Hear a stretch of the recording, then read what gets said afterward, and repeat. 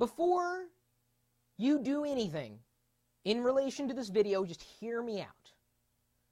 Number one, we have written 2 articles with 2 different viewpoints crafted by the same author.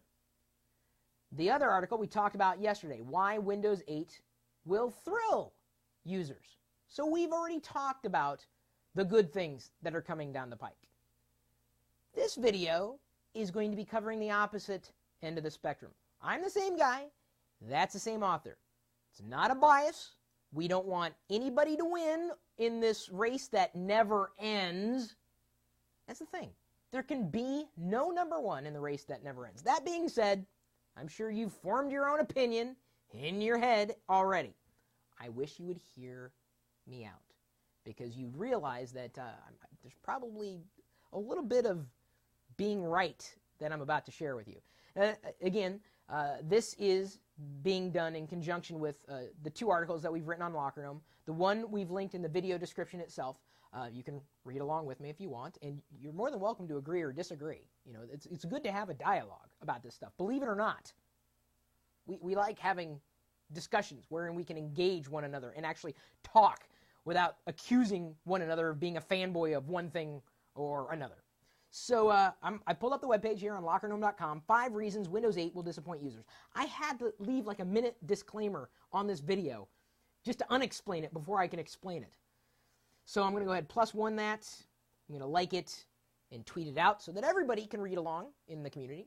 Now, there are 5 reasons on this webpage. I'm only going to read a couple of them because I think that's really enough to whet your appetite that you might want to read more, agree, or disagree.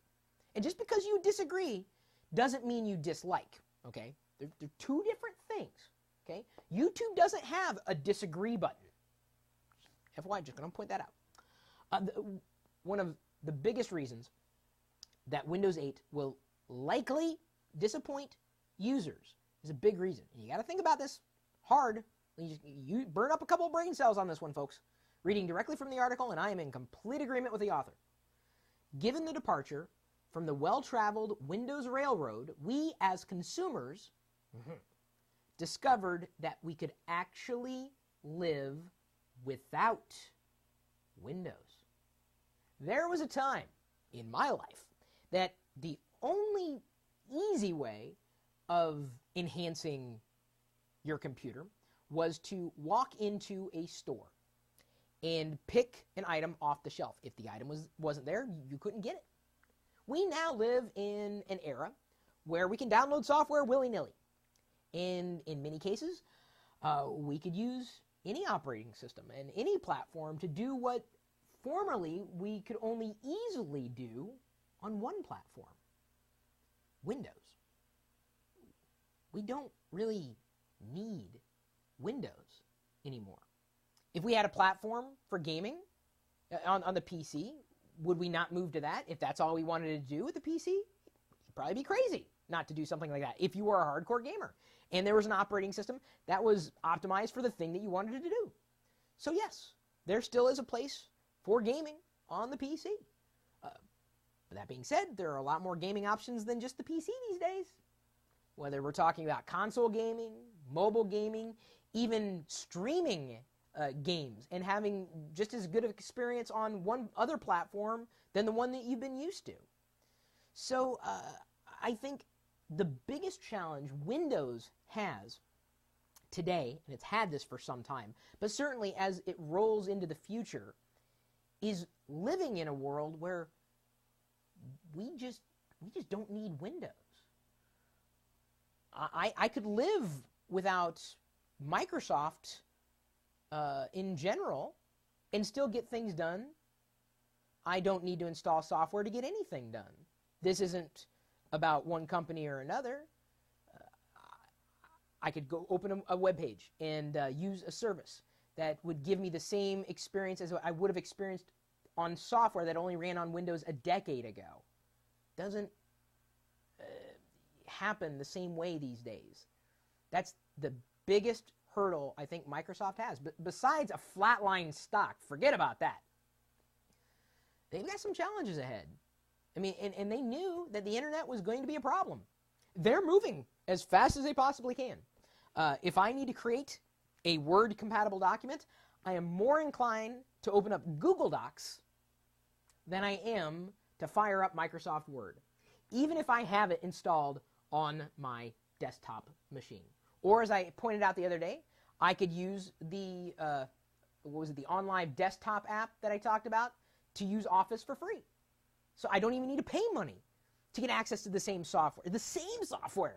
Maybe not having the same experience with the software, but I don't need Windows to use Windows now. And that's effectively what that piece of software does for me.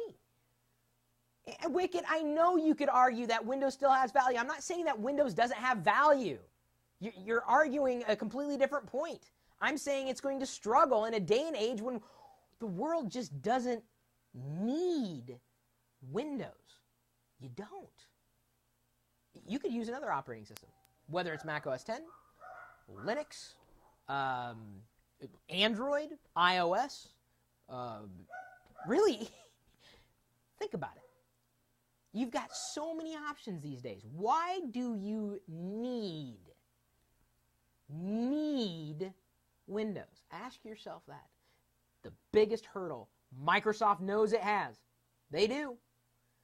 And because of that, a new upgrade that, some new icons, some new features, some different experiences, is it really going to be that much better than what we've experienced elsewhere? Do we really need that?